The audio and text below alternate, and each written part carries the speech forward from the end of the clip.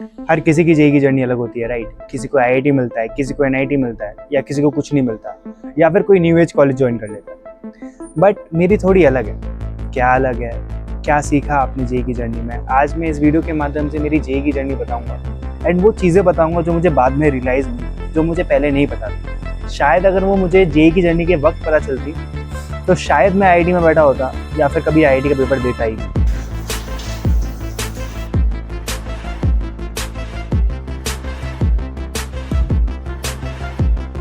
आगे देखते हैं एंड समझते हैं कि क्या आईआईटी सच्ची में इतनी वैल्यूएबल है जितनी कोचिंग इंस्टीट्यूशन ने बना रखी है। सो सारे के सारे यंग जनरेशन वाले मेरी बात ध्यान से सुनना। जो भी कोचिंग इंस्टीट्यूशन होते हैं, मे बी पीडब्ल्यू हो गया, एलएन हो गया, अनअकैडमी हो गया, जो भी है, वो आईआईटी को ग्लोरीफाई करते हैं ताकि उनके एडमिशन्स बढ़े। भाई आईआईटी सब कुछ नहीं होता। हट! बहुत सारे यूट्यूबर जेई के रिजल्ट के बाद जिन लोगों का जेई नहीं हुआ उनको ऐसे झूठे दिलासे दे रहे हैं एंड दैट्स अ फैक्ट। अगर आप देखोगे इंस्टाग्राम वगैरह पे, उनके यूट्यूब वगैरह पे, वो आईआईटी को ऐसा दिखाते हैं कि आईआईटी मिल गया तो सब कुछ हो गया, राइट। ये नहीं कहूंगा कि आईआईटी से ही सब कुछ डिफाइन होता है, पर लेकिन अगर कर सकते हो तो कर लो। यानी अगर आप में है हिम्मत अभी वाला, क्योंकि अभी इसके अलावा तो कुछ और कर नहीं पाओगे, इसके अलावा कोई और करियर ऑप्शन अभी नहीं है, इसके अलावा कुछ और जो आपकी हॉबीज रही हैं या बचपन के प्यार या सपने रहे हैं वो अभी तो अचीव होने नहीं वाले। जो भी होगा इसके बाद ही होगा। आईआईटी मिल गया तो आपको रेस्पेक्ट मिलेगा, आपको ये करेगा, आपको वो करेगा। मे बी पॉसिबल होगा वो कुछ एक्सटेंड तक, लेकिन जैसा वो दिखाते हैं, जैसा वो ग्लोरीफाई करते हैं यूथ के अंदर, वो डिफरेंट चीज होता है। और उसके बाद फिर सोसाइटी, फैमिली, सबसे इंपॉर्टेंट तो फैमिली, डायरेक्ट फैमिली। बाकी सोसाइटी तो छोड़ो, फिर भी इवेंचुअली वो लोग तो आते जाते रहते हैं, फ्रेंड्स भी आते जाते रहते हैं, लेकिन सबसे मेन आपके पापा मम्मी, आपके जो बिल्कुल इमीडिएट फैमिली है, आपके siblings, they respect you.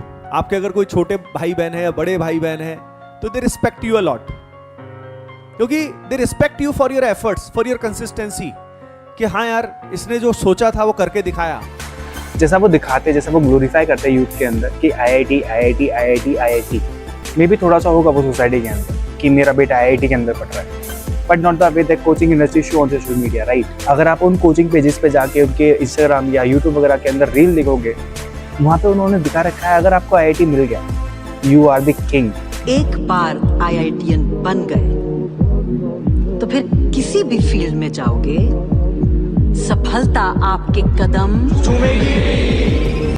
And whatever they are posting, I don't know. Just imagine, more than 13,000 IITians graduate every year. वो सिर्फ वो सब इसलिए दिखाते हैं ताकि उन्हें एडमिशन सही है। बस किसी चीज़ को ग्लोरीफाई करना, यूथ उसकी तरफ अट्रैक्ट हो। जस्ट लाइक आजकल रोला वाली चीज़ चल रही है, लाइक 2-4 गाड़ियाँ जा रही है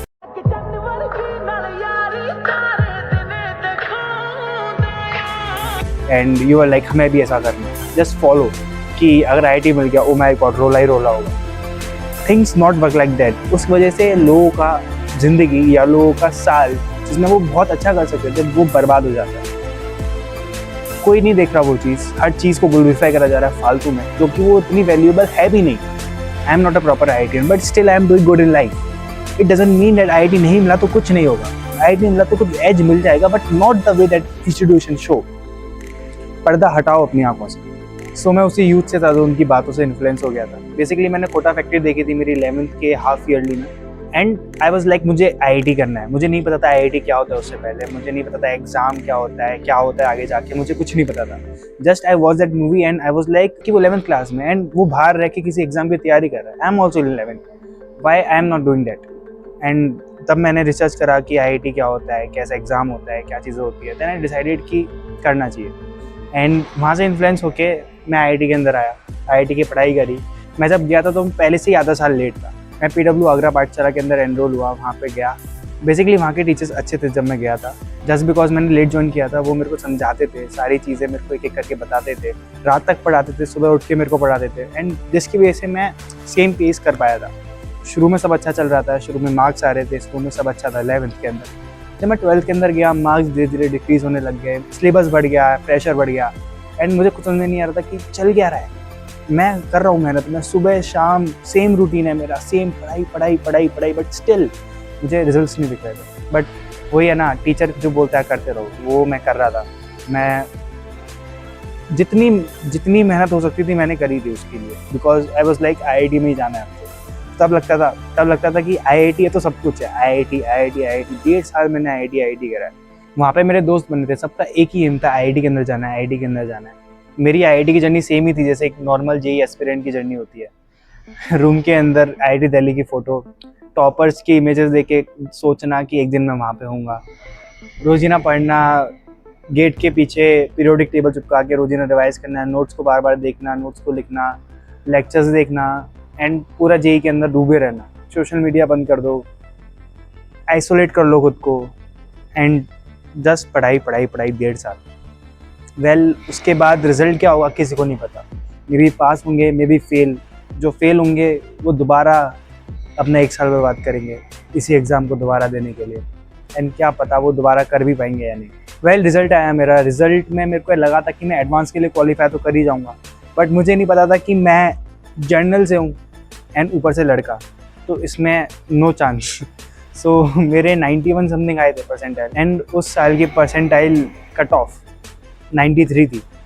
सो मैं एडवांस के लिए क्वालिफाई नहीं हो पाया एंड आई वाज लाइक कि इतनी मेहनत कर ली उसके बाद भी नहीं हो पाया, तो फिर कभी होना ही नहीं था। मैं तो मूव ऑन कर गया उस चीज़ से, मैं बेंगलोर आ गया, मैंने अपनी आगे की पढ़ाई स्टार्ट कर दी। बट मेरे जो दोस्त थे उन सबों ने ड्रॉप ले लिया, वो सब भी लाइक हमें IIT ही जाना है, कोई बात नहीं 1 साल दे देंगे लाइफ का, क्या ही हो जाएगा। एंड मैं हमेशा सोचता था कि अगर तुमने 2 साल दे दिए पहले उस एग्ज़ाम को एंड तब भी नहीं हुआ वो चीज़, तो वाई, क्यों करना है वो चीज़। वो नहीं सुना उन्होंने कुछ भी।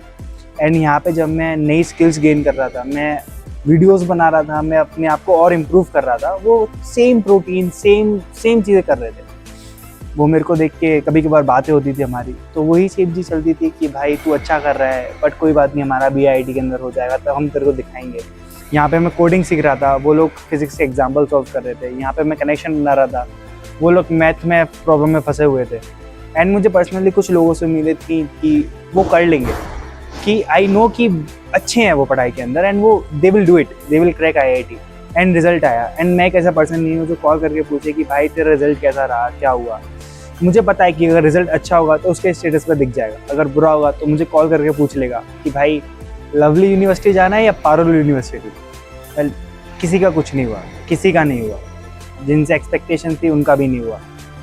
Well now I am holding an IIT degree. I am not a proper IITian, but I am holding an BS degree from IIT Madras, जहाँ पे मैं 1 पे खड़ा हूँ and they are all still on 0. नहीं हुआ किसी का ड्रॉप लेने के बाद भी, जिनके 95 से ज़्यादा परसेंटाइल थे उनका भी नहीं हुआ।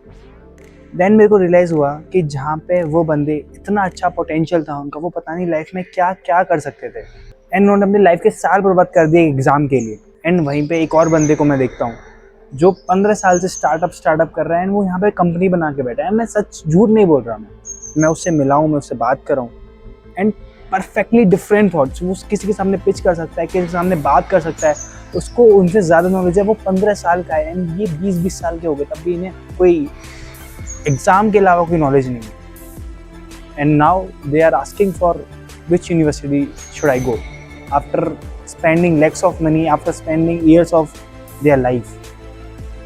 So the conclusion of this video was अपने साल फालतू में बर्बाद किसी पेपर के लिए मत करो, rather do that thing that make you happy। and जो आप पहले से करना चाहते थे वो अपने 11-12 या उसके बाद अगर आपको करना है वो करो। एक एग्ज़ाम के भरोसे रहना कि काश अगर मैं पास हो जाऊँगा तो मेरी लॉटरी लग जाएगी, रिस्क लेना अच्छी बात है, बट रिस्क वहाँ पे लिया जाता है जहाँ पे आउटकम ज़्यादा हो। वहाँ पे 13 लाख बच्चे उस पेपर के लिए प्रिपेयर करते हैं and you are competing in a rat race में भी, just repeating everything and assuming कि एक दिन ऐसा आएगा and all the things done. Maybe ऐसा दिन ना आए, उसके बाद क्या? You are just a broken person studying in university, maybe no one knows. Just I want to say if you are in 11th or 12th, अपनी आंखों से जो पर्दा है जो कोचिंग इंडस्ट्रीज लगाती हैं यहाँ पे चेहरे पे, वो हटा दो एंड खुद की आंखों से देखो क्या वो चीज़ की ज़रूरत सच्ची में है आपको, क्या उसके बिना भी आप अच्छे से कर सकते हो। IIT सिर्फ एक गेट नहीं है सक्सेस का, ये एक तरह का गेट है सक्सेस का।